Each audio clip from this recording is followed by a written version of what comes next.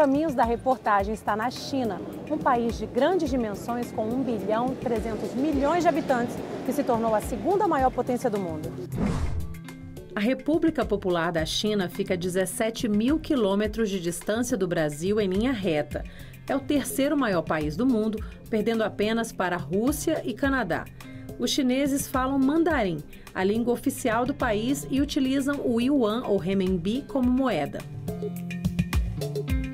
Você acompanha agora aspectos econômicos, culturais e um modelo de ensino adotado pelo país que mistura tradição e modernidade.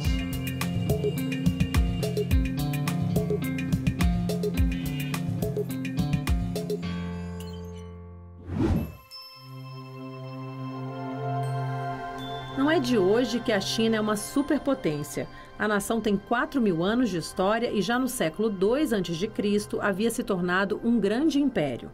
Digamos, há 2.000 anos atrás, há estimativas de que a China e a Índia eram responsáveis, naquele momento, por metade de toda a produção relevante do mundo. De modo que a China já é um país estabelecido há muitos anos. Para defender esse grande império, uma grande muralha. Um dos pontos turísticos mais visitados do Oriente e uma das 7 maravilhas do mundo, a Muralha da China começou a ser construída no ano 220 a.C.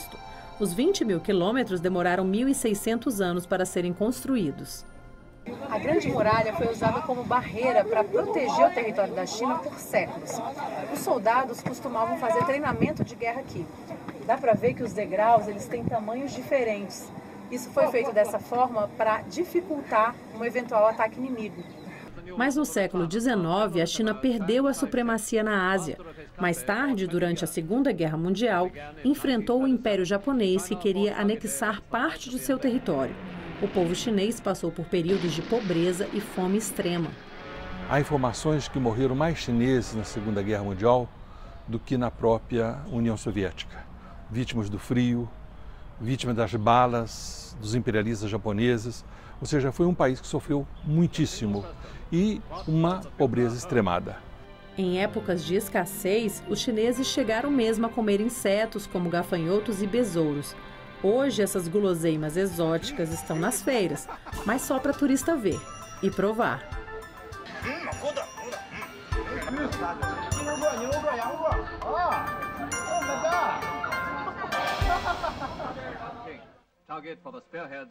Mas em 1949 apareceu uma revolução, a Revolução Maoísta, uma revolução com inspiração marxista-leninista, e o grande timoneiro, quer dizer, Mao Tse-tung, aparece nesse período, e aí, com essa revolução de 1949, começam a colocar a casa em ordem.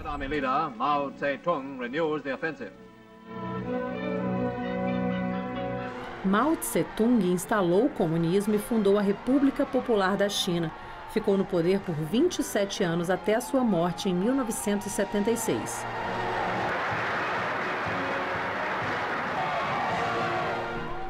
O Partido Comunista Chinês dirige o país por meio de um comitê central. O secretário-geral do partido, Xi Jinping, é também o presidente da República e o chefe das Forças Armadas. Não há divisões claras entre os poderes legislativo, executivo e judiciário. Dentro da China, o Partido Chinês é um partido quase que onipresente. Você tem a presença de representantes do partido em várias esferas, né? Pegar o caso, por exemplo, da economia. Muitas vezes, aqui no Brasil, nós recebemos pessoas que são os presidentes das empresas chinesas. E muitas vezes o presidente dessa empresa chinesa é o próprio prefeito da província, né, que é também o membro do Partido Chinês. Né? E dentro das universidades, você tem os professores, vai ter os diretores e você vai ter sempre também um representante do Partido Chinês, que é a pessoa que vai acompanhar aquilo que está sendo ensinado, a qualidade do ensino, o encaminhamento que é dado dentro da universidade. Entre as características do regime político chinês estão a propriedade coletiva da terra, o controle sobre a opinião pública e a condenação judicial dos inimigos políticos. E embora existam outros partidos, o comunista se estabelece praticamente como um partido único. Tem alguns outros partidos que não são representativos de maneira significativa, mas também existem lá.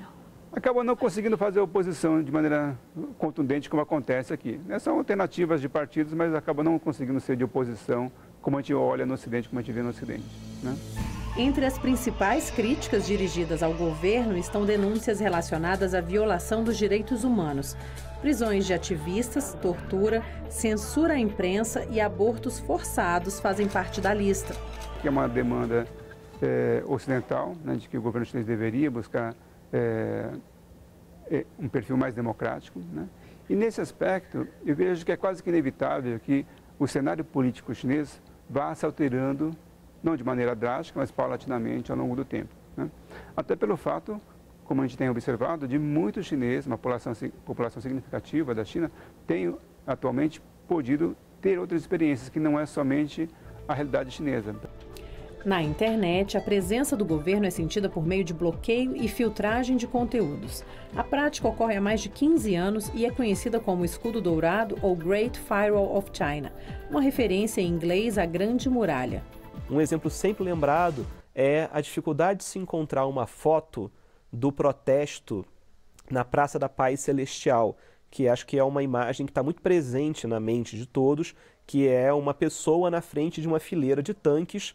Se você procurar num buscador famoso na China, como por exemplo o Baidu, né, massacre da Praça da Paz Celestial, ou até mesmo protestos na Praça da Paz Celestial, você não vai encontrar a figura de uma pessoa na frente de uma fileira de tanques. Você vai encontrar várias fotos sobre a praça num dia ensolarado, mas essa imagem, que é talvez a primeira imagem que um ocidental teria quando ouve a expressão Praça da Paz Celestial, você não vai encontrar na chave de busca de uma empresa chinesa. Isso, sem dúvida, representa uma restrição à liberdade de expressão.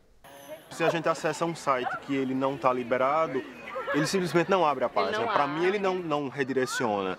Se eu coloco, por exemplo, google.com.br, ele não abre. É como se não existisse. Quando eu preciso de uma rede social, quando eu preciso conversar com alguém, quando eu preciso olhar alguma coisa, eu entro, pesquisar alguma coisa, eu uso meu VPN. VPN é uma rede particular virtual que conecta computadores à internet. O uso da ferramenta é muito comum na China para driblar a restrição de conteúdos. Mas o governo chinês anunciou em janeiro que o uso de VPN e outras conexões especiais só poderá ser feito com autorização expressa. E o chinês sabe que existe um controle, uma filtragem, um bloqueio de informações na internet. O ponto a seguir é saber o que é feito com isso. E é curioso nesse ponto, especialmente com a parcela mais jovem da população, perceber que através de mecanismos, de ferramentas tecnológicas bastante simples, né, boa parte desse bloqueio pode ser superado.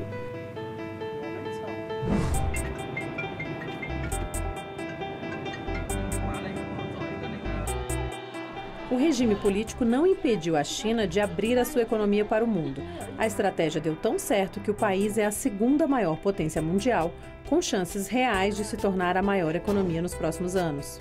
Adotaram medidas, na verdade, de capitalismo, de mercado, que ao longo dos últimos 30 e tantos anos fizeram que a China pudesse usufruir de um crescimento econômico muito significativo. Desde 2009, a China é o maior parceiro comercial do Brasil.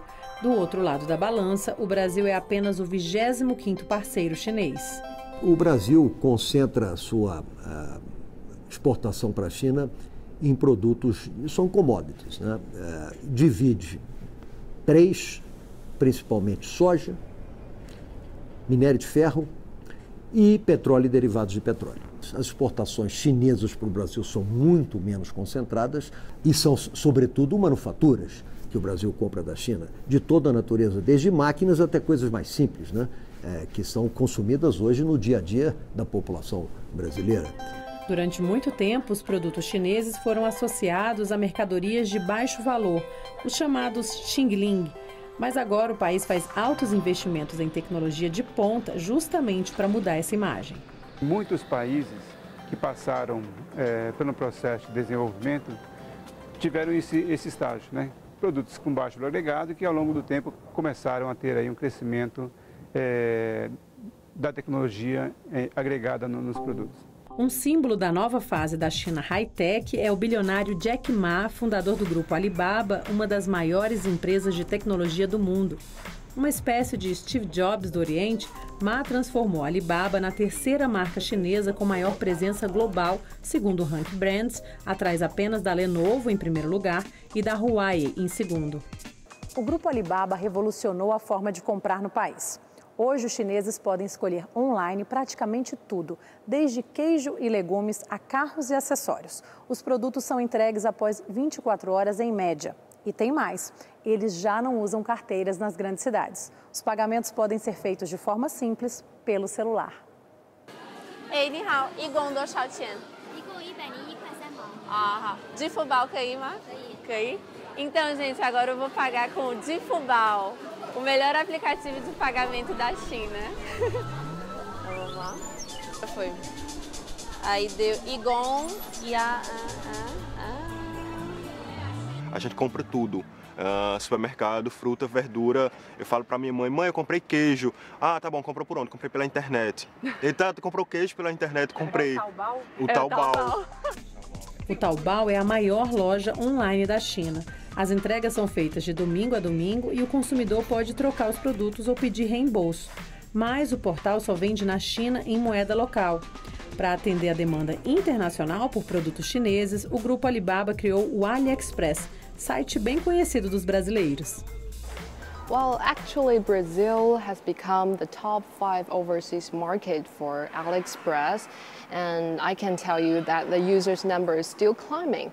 And according to our data, Brazilian buyers are really into some categories like fashion jewelries, women's clothing, and mobile phones, accessories, something like that. Aí ele vai pro Alipay, Difubal. Uma incubadora de empresas em forma de cidade dos sonhos. The Dream Town, na província de Hangzhou, é um dos projetos do governo chinês para estimular o empreendedorismo, a inovação e a criação de startups.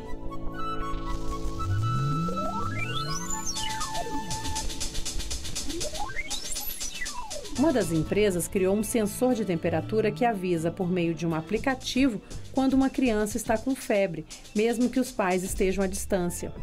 It's like a small band-aid, and we can attach to human body's skin. And from here, we can feel the body's temperature. The main focus application is baby's body.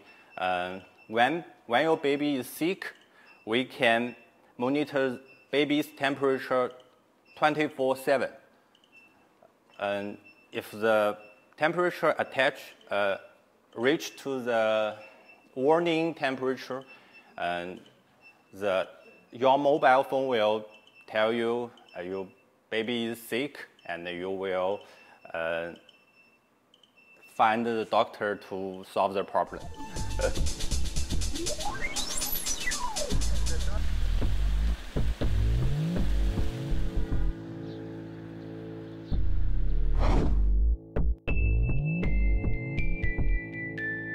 A Capital Bio está sediada no Zhongguancun Science Park, em Pequim, conhecido como Vale do Silício Chinês.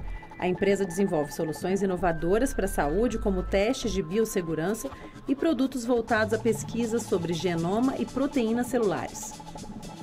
Yeah, we try to apply the most advanced biotechnology, to clinical detection. So, for example, one of our detection kit, it can detect TB, mycobacteria infection really fast. Usually, traditionally, the hospital will use culture, will do culture and make detection, but it takes, for example, 4 weeks. Now, with our detection kit, the diagnosis can be done within, I think, 4 hours, 4 to 5 hours. It's really fast. A China atrai fábricas de grandes marcas do mundo todo. Empresas brasileiras também estão no país, entre elas a Embraco, que atua na produção de compressores de geladeira, a peça responsável pela refrigeração.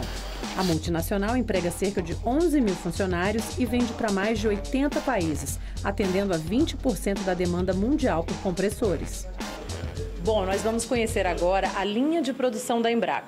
Para isso, a gente vai precisar usar sapatos especiais, colete de visitantes, proteção para os olhos e para os ouvidos. Vamos lá?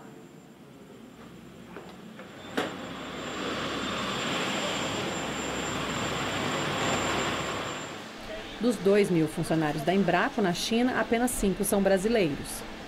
Existe uma crença de que a China é um país de mão de obra barata. Isso não é verdade, né? Hoje em dia saiu uma pesquisa no Valor Econômico, há pouco tempo, publicada a pesquisa que na China, mão de obra de um operário custa $3,60 por hora. E aí você compara com o México, custa $2,10, você compara com o Brasil, custa $2,70. Então, não tem essa diferença de custo de mão de obra. E isso vale para o operário, mas vale para todos os perfis de funcionário que a gente vê. Mas hoje, se você fizer uma conversão pela taxa de câmbio, os salários na China, acho que em geral, são maiores do que os salários no Brasil.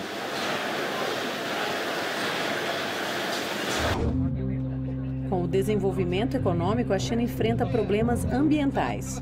A China hoje em dia ela passa por 3 grandes problemas. A questão de emissão de gás de efeito estufa, que está muito associado com a questão de energia e dentro de energia a questão de transportes e de geração de energia elétrica. A questão de resíduos também é um grande problema para a China e também a questão da biodiversidade como um todo. O país é o maior emissor de gás de efeito estufa do mundo. Em segundo estão os Estados Unidos. O Brasil está em sexto. Isso porque a produção industrial na China é muito grande e a matriz energética é o carvão. A China hoje em dia tem um plano muito ambicioso do ponto de vista de implementação de sistemas solares no país, tem investido muito, é um dos países no mundo que mais investe em fontes alternativas de energia renováveis e ela está mostrando cada vez mais que é possível descolar a curva de desenvolvimento da curva de aumento de emissões. Apesar da crise internacional, a China obteve em 2016 crescimento econômico superior a 6%, se mantendo como um dos países que mais cresce. Ainda assim, diante da situação dos parceiros comerciais pelo mundo, o país precisou repensar a estratégia de exportação, mudando o foco para o mercado interno. Estão focando no consumo interno, em serviços, no aumento dos serviços e na inovação como elementos, digamos, de propulsão da economia. E, por causa disso, o crescimento da China continua e é ainda um crescimento, apesar da gente dizer que freou o crescimento, mas nós nunca tivemos na nossa história um crescimento tão alto quanto o atual da China freada. O setor imobiliário é um dos que está aquecido, principalmente pelo surgimento de uma classe média urbana bem numerosa. Isso também deu mão de obra, move a indústria de construção e a China também, o consumo das classes sociais chinesas aumentou bastante. Em 2013, o governo construiu cerca de 20 grandes cidades que permanecem vazias, como cidades fantasmas. Cambaxi, ao norte do país, é um exemplo. Foi construída para abrigar 1 milhão de pessoas e até hoje não tem mais do que 50 mil moradores. O chinês já é uma população com uma renda per capita surpreendentemente importante. Agora, existem divisões importantes. As grandes cidades como Pequim, como Xangai e outras, têm uma renda muito maior do que o campo. E aí no campo você vê uma, digamos, disparidade de riqueza muito significativa. Hoje, menos da metade da população chinesa vive no campo. Há cerca de 40 anos, esse percentual era de 90%. Você tem uma parcela da população que foi incorporada a essa economia, talvez possa pensar em uns 400 milhões de pessoas, né? E essa população hoje é uma população, dentro do cenário chinês, privilegiada, né? Que você vai ter um rendimento muito elevado, se comparado com as pessoas, com a parcela da população que está fora dessas áreas, as zonas econômicas especiais. E isso causou, de fato, um grande desequilíbrio, uma grande diferença, desigualdade social na China. Então, são desafios que ficam, né, para a China, para o Brasil, para a Índia, para a África do Sul, né, que é outro membro dos BRICS, para poder superar. Não é uma política fácil, né, essa questão da distribuição de renda para nenhum desses países. Independente se o país é comunista ou não, capitalista, a dificuldade é grande do mesmo jeito. A educação é um dos principais motores do crescimento da economia chinesa. No próximo bloco, a gente fala sobre o modelo de ensino, sobre o temido vestibular, o Gaokao, e vamos contar também a história de 2 brasileiros, a Tauana e o Raif, que estão estudando há 2 anos na China.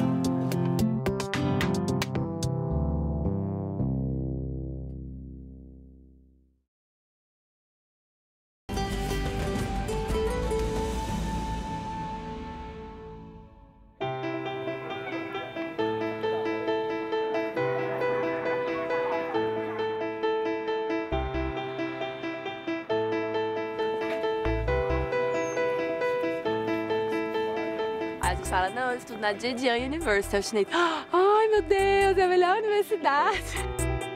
É uma universidade respeitadíssima. As crianças aqui na China, o estudo é muito importante. Os adolescentes, meu Deus, eles estudam de domingo a domingo. É outro ritmo. Nos últimos anos, a China tem investido fortemente no desenvolvimento de uma educação que seja competitiva, vamos dizer assim, com os melhores padrões de ensino do mundo, né? O que eles chamam lá, o termo é em inglês, né? É World Class University, ou seja, uma universidade que tenha a classe, o mesmo nível global. Né? Esse é o objetivo da China. E aí eles querem elevar a China no ranking internacional. Então, assim, quando ele compete com os Estados Unidos, com o Canadá, com o Reino Unido, eles querem colocar a China no topo do ranking internacional. Então, assim, isso vai fazer com que novos estudantes venham para a universidade. E para isso, as universidades chinesas, o governo chinês, tem investido tanto em termos de infraestrutura. Nós temos hoje na China as universidades investindo para formar uma infraestrutura de laboratórios, de instalações que possam permitir que o aluno tenha uma boa formação, como também em termos de recursos humanos. Então, não apenas há professores chineses que estão buscando adquirir esse incremento no ensino chinês, como também o próprio governo chinês tem contratado, as universidades chinesas têm contratado professores estrangeiros. Tauana, de 24 anos, e Raif, de 29, são de João Pessoa e estão na China há cerca de 2 anos. Apesar da coincidência de serem da mesma cidade, só se conheceram aqui. Ela faz mestrado e ele doutorado. Vivem em moradias cedidas pela Universidade de Zhejiang e recebem uma bolsa para se dedicarem exclusivamente aos estudos. O ensino chinês, ele é bem... Quando eu estudava chinês, a língua chinesa, eu sentia muita diferença na forma como o professor, ele esperava que o aluno fosse o melhor, entendeu? Tipo, você tem meio que uma competiçãozinha na sala e o professor, ele exalta muito o melhor. Então, isso é interessante na China, porque vem disso de uma competição que eles têm, assim, eu sou o melhor, você tem que ser o melhor. Não é questão de mais horas, não, é a qualidade do ensino. A qualidade do ensino que é muito alta. Então, o comportamento das crianças chinesas na escola, né, é exemplar. Né? Existe, sim, um respeito muito grande e esse respeito traduz o valor que eles dão à educação e ao ensino. Além de serem muito disciplinadas em sala de aula, desde muito cedo as crianças chinesas são estimuladas a se envolverem em atividades extracurriculares. They study a lot of they spend a lot of time in their personal interest, such as they learn to play piano, to learn to draw in pictures, to calligraphies, swimming, ping pong, a lot of extracurricular activities. Look, the Yishui River is right there. 壮士, why don't you guys drink a glass of liquor? That couldn't be bad, sir.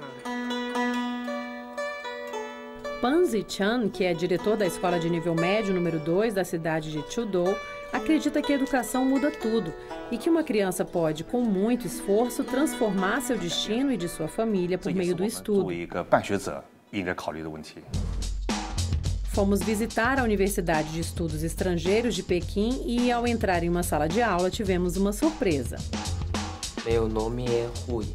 O meu nome é Francisca. O meu nome é Tomás. Meu nome é Susana. Esses nomes familiares têm uma explicação. Ao entrar em contato com estrangeiros, os chineses costumam adotar um nome ocidental. Mas acho que as nódoas ainda estão aí na sua roupa. De facto, este fenômeno que a senhora observou é bastante comum na China, sobretudo para os alunos que aprendem uma língua estrangeira, porque nas aulas é um pouco difícil se utilizar os nomes chineses para os professores estrangeiros lembrarem. E, por isso, no início das nossas aulas, ou seja, o professor a distribuir os nomes estrangeiros para os alunos. Meu nome é Gustavo e eu conheço um amigo meu brasileiro na internet.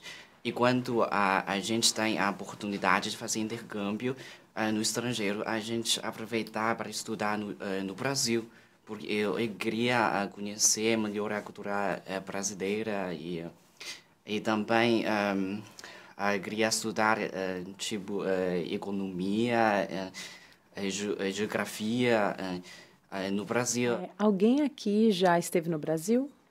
Alguém aqui já esteve no Brasil? Sim ou não? Não. Não, ainda não, porque eles só estudaram português há 1 ano e meio. Todos começaram pelo zero. Então, acho que para os estudantes de português tem um grande esforço para promover o intercâmbio entre a China e o Brasil. E como eu gosto de escrever, também gosto muito da literatura brasileira. Por exemplo, eu já li um livro que se chama O Meu Pé de Laranja Lima. Acho que este livro não só fará sempre a amizade, mas também fará os pontos mais profundos dos homens. Então, acho que a literatura brasileira manifesta um grande pensamento dos homens da história da literatura. O Brasil é um país muito maravilhoso. As paisagens são deslumbrantes e é um país em que se encontram a modernidade juntamente com a inovação, com a tradição. Pan afirma que as escolas chinesas estão se tornando cada vez mais conectadas internacionalmente e que há um esforço para conciliar a tradição chinesa e a visão global. So, in our school, actually, every year we send a lot of English teachers or other teachers. We have exchange program around the world in the United States, Australia, and England, or some European countries. So we have a lot of Western or advanced teaching methodologies or ideas. So we focused a lot about how to prepare the students to be a global citizen, to be a real happy person, to be a useful person for the society. Pan já esteve no Brasil 2 vezes, em 2005 e 2011, quando visitou escolas de ensino médio. Para ele, as crianças brasileiras são mais abertas, ativas. Além disso, ele destaca o Plano de Educação do Brasil como um modelo a ser seguido, já que tem uma visão de longo prazo. Ele conta que até 2005, a educação na China focava mais nos resultados e que desde 2011 o país conta com um plano de educação mais duradouro.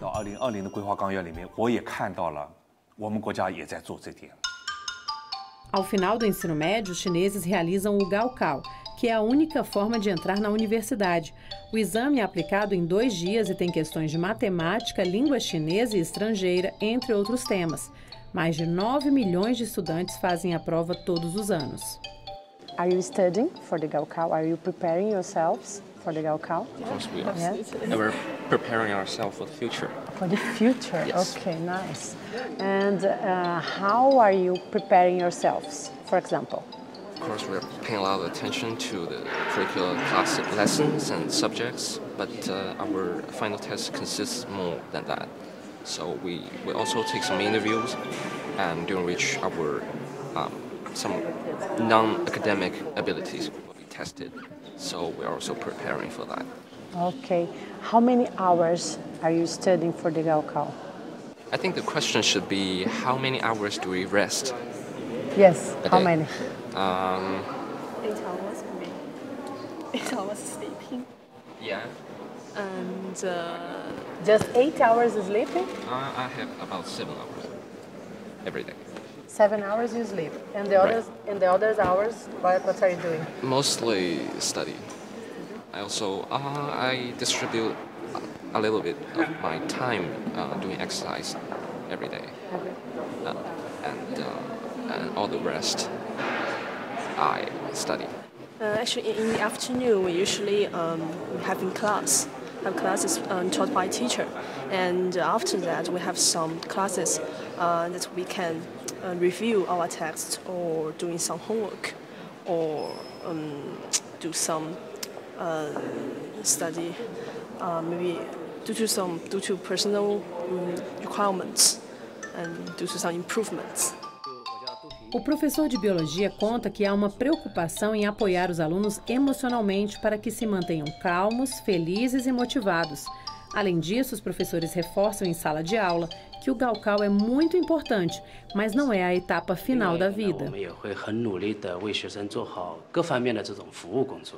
It doesn't have a direct connection, but usually if you graduate from the very top universities, you have more chances to get a good job with a little higher salaries.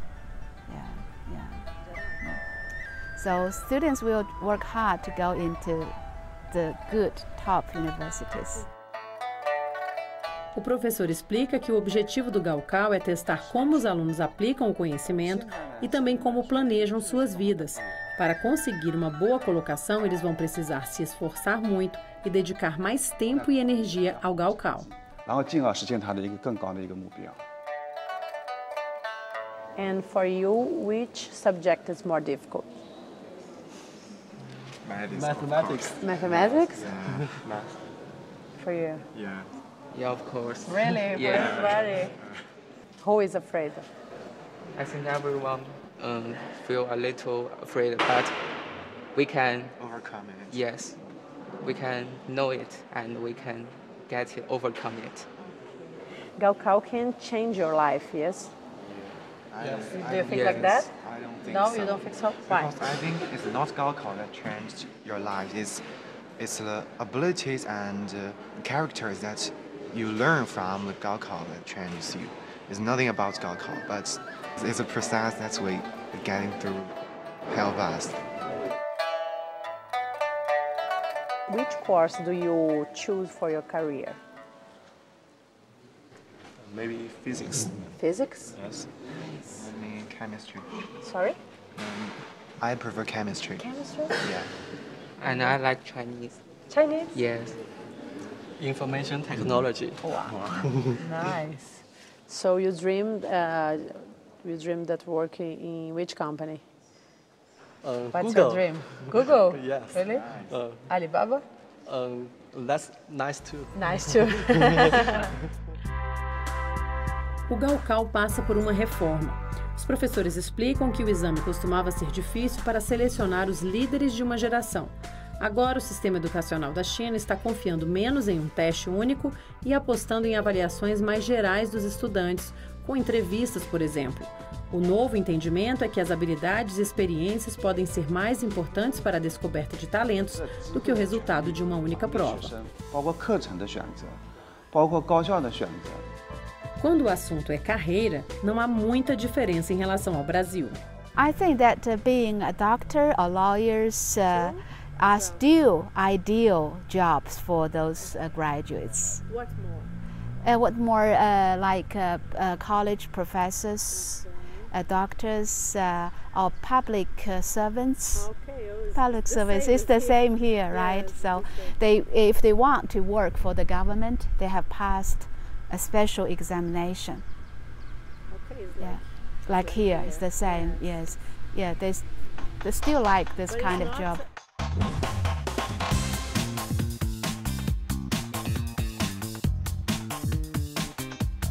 E mudanças no percurso também podem ocorrer. O guia turístico Michael fez o Gaokao e se formou professor de língua chinesa. Mas ao terminar a graduação percebeu que preferia uma vida sem rotina. Because this is my nature, you know, my nature. I don't like stay one place for whole life. Oh, I understand you. Do you understand me? Yes. You know, in the university, when I was young, studied in the school, right? Even in the university, stay in the school too. Half my life stay in the school to be a student or teacher. Yes. So after my university, I still work in the university. I think for me, it's terrible. It It's will very kill hard. me. I understand you So a I lot. want to change the job to every day is different. Yes, Every you don't day like is the fresh. routine, yes? Yes, yes. It's like me, as Yeah, a really? journalist, I don't have good, that's routine. good.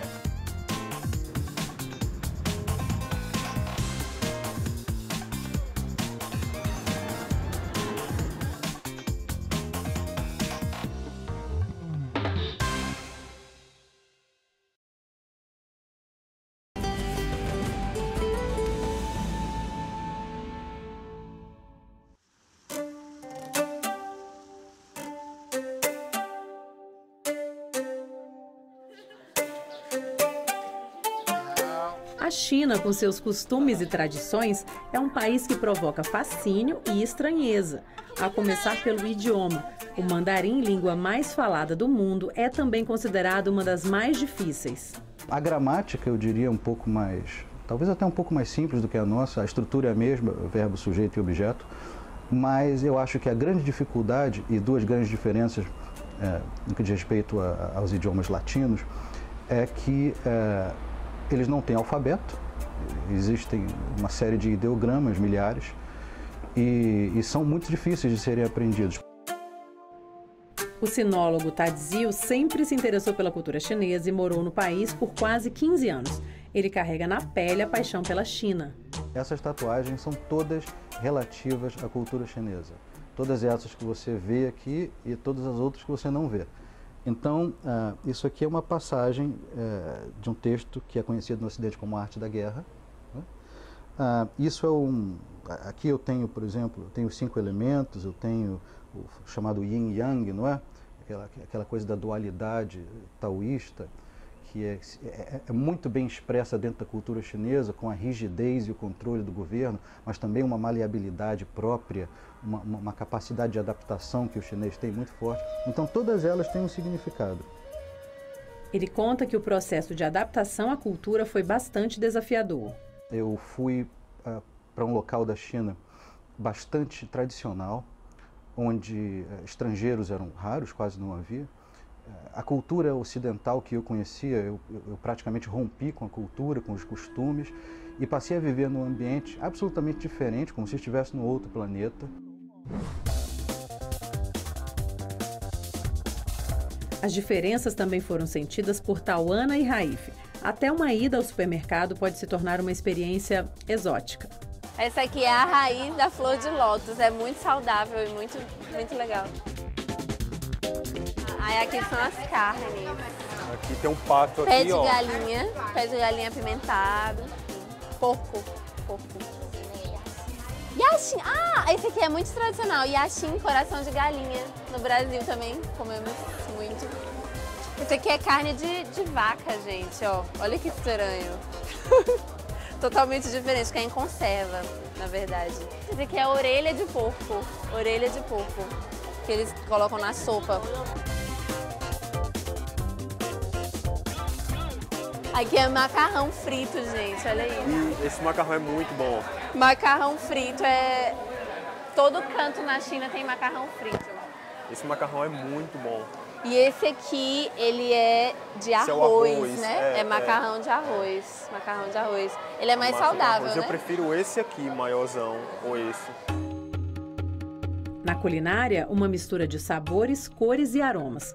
Para os chineses, bom mesmo é o contraste entre os pratos. Doce, salgado, picante, agridoce, quente e gelado.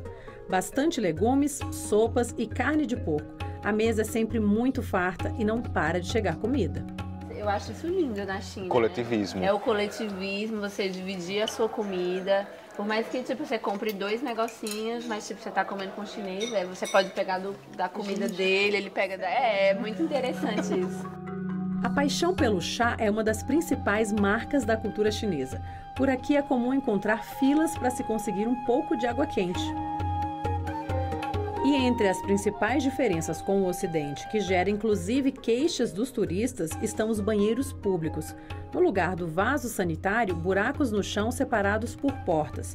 Atualmente, a maioria dos banheiros possui essa louça que ajuda a marcar a posição dos pés. Da mesma maneira que o estrangeiro chega aqui no Brasil, vai num banheiro público estranho, da mesma forma. Mas estão fazendo força, né? Estão fazendo força para modificar essa situação. Porque, de fato, é uma questão dos cuidados da higiene e hoje também o perigo de pestes, o perigo de vírus, tudo isso leva também que toda a população mantenha mais cuidado.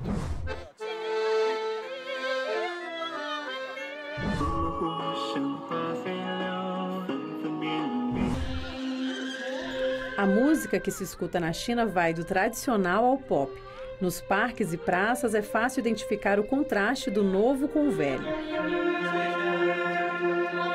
Eles cultivam a música de uma maneira, e é uma música, muitas vezes, é claro que hoje a influência americana chegou lá também, mas a música tradicional chinesa, a ópera chinesa, é milenar. E as óperas, todos esses locais são lotados de telespectadores.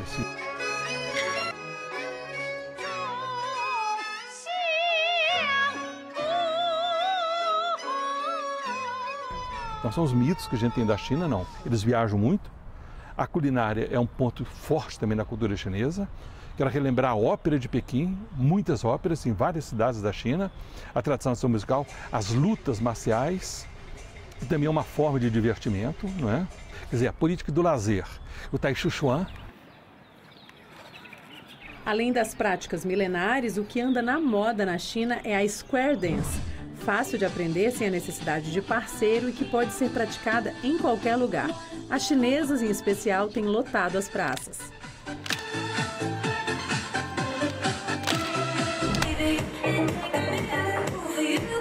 As festas e casas noturnas também atraem jovens chineses em busca de diversão. Na balada, eles jogam dados, olham o celular e precisam de estímulo para se soltar na pista de dança. Qualquer casa considerada mediana na China impressiona brasileiros pelo glamour e uso de recursos tecnológicos.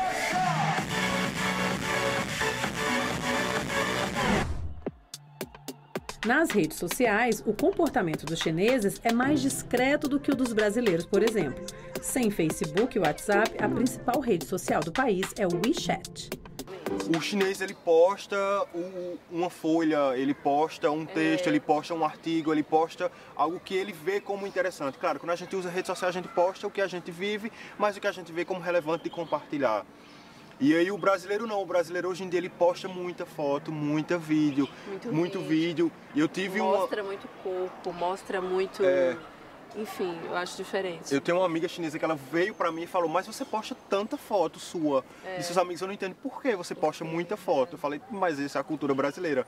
Hoje em dia a gente posta muitas fotos nas redes sociais. Tem essa questão da imagem, que eles têm um tabu com a própria imagem, né? O que é o bonito, o que é o belo. Pra eles você vai pegar a sua lista de contatos chineses, nenhum vai ter a foto.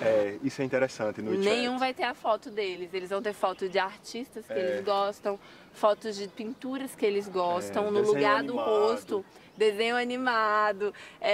Então, assim, eles não vão mostrar eles e o corpo deles. Mas apesar de tantas diferenças, o Ocidente também exerce influência cultural sobre a China. I guess it's America, you know, with movies from Hollywood, things like that. And the young generation are also influenced by Japan, South Korea, right? So the cool cultures. We, of course, nowadays we wear Western clothes. You know, it's more convenient and more cheap to produce. You know, just now you saw a lot of traditional Chinese costumes. They're beautiful, they're different, but they're not necessarily convenient to carry around for you to travel around. So we prefer Western dresses. I think it's okay. A China é a fábrica do mundo, né? Então, tipo assim, aqui em Hangzhou você vai ver todas as grandes marcas, médias grandes, tudo lojas, tudo que tem no Ocidente hoje tem aqui na China. Mas não se engane pelas aparências. A tradição chinesa é milenar e se mantém forte seguindo as ideias do filósofo Confúcio. Ele morreu no século V a.C. e deixou ensinamentos sobre justiça e moralidade nas relações pessoais e governamentais, por exemplo.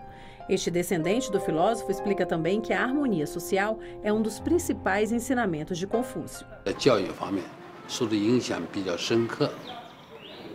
Um outro aspecto interessante é a moralidade, que é herdada de Confúcio, que foi o primeiro grande educador chinês, inclusive o primeiro indivíduo chinês a, digamos assim, abrir uma escola privada, foi Confúcio.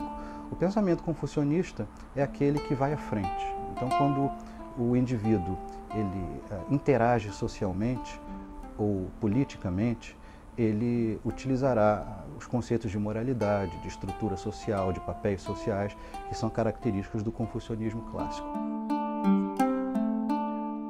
A China também quer influenciar o mundo e faz isso de forma organizada. Para isso, o governo chinês monta institutos Confúcio em diversas universidades espalhadas pelo mundo, inclusive no Brasil. I think it's a good idea because I think we are sharing something we think might be good for the development of the global community, like harmony or like respect, discipline. Some students want to study in China, and they want, if they can understand Chinese, they can adapt themselves easily to the Chinese college life, and also they want to get the scholarship. Because, you know, our Confucius Institute, the headquarters of Hanban, they provide a scholarship for the students who want to study in China. So if they can study Chinese well, can pass the HSK test, and then they can get the scholarship to study in China.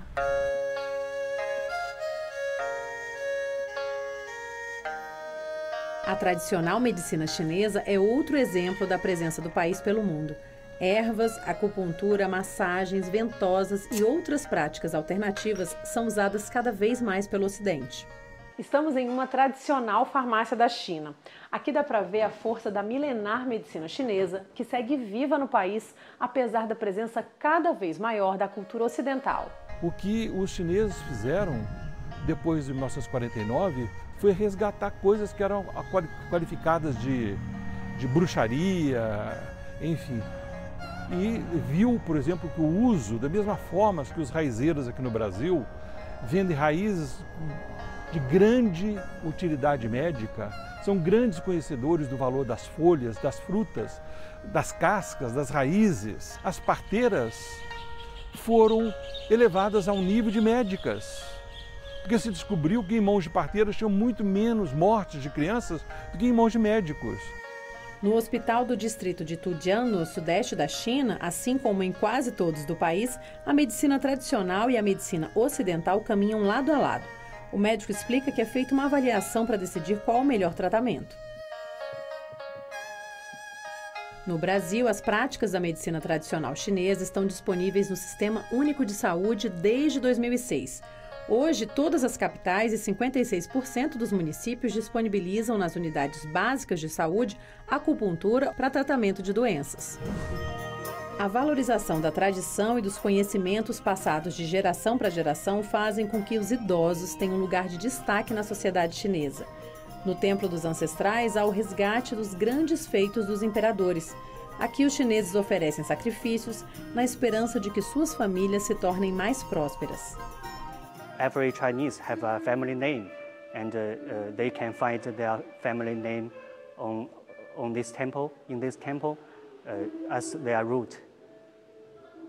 They believe that ancestors have spirits Pangu is the maker of heavens and earth. And it is the origin of Chinese myth. At the first, the world is a void. It's a void, just like an egg. And Pangu was in the middle of this egg, and it just break it, and the heaven and the earth become into form. I think it's a myth, mythology, not religious. Unindo a tradição e a modernidade, os chineses constroem sua supremacia no mundo. Mas será que existe um segredo chinês para o sucesso? A China é um país com uma política extremamente organizada, quer dizer, concorde com ela ou não. A China é um país que planeja muito à frente todas as suas decisões políticas. E esse é um aspecto da cultura que permeia todas as esferas da sociedade. Qualquer indivíduo chinês, ele, por natureza, é bom planejador. É um povo também que tem uma vocação para o comércio mundial. Secular, é bom lembrar da Rota da Seda, é bom lembrar das enormes caravanas que uniam a China e a Europa através do comércio. E hoje o comércio está repetindo esse feito fantástico. Eu acho que a China não quer dominar o mundo, mas a China quer ser reconhecida pelo mundo. A China tem uma noção da sua relevância e a China se vê como um país que ajuda o mundo, um país que ajuda o mundo a ser mais equilibrado, e ela quer ser dada a devida importância. E será que os chineses têm o que aprender com os brasileiros?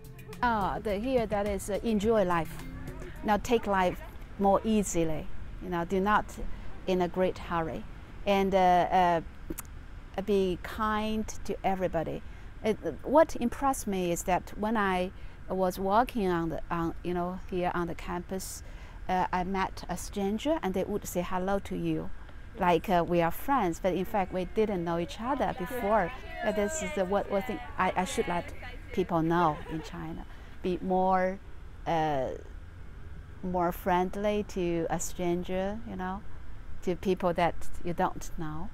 Agora, no que diz respeito a se tornar mais maleável, a poder lidar com o inesperado, talvez de forma um pouco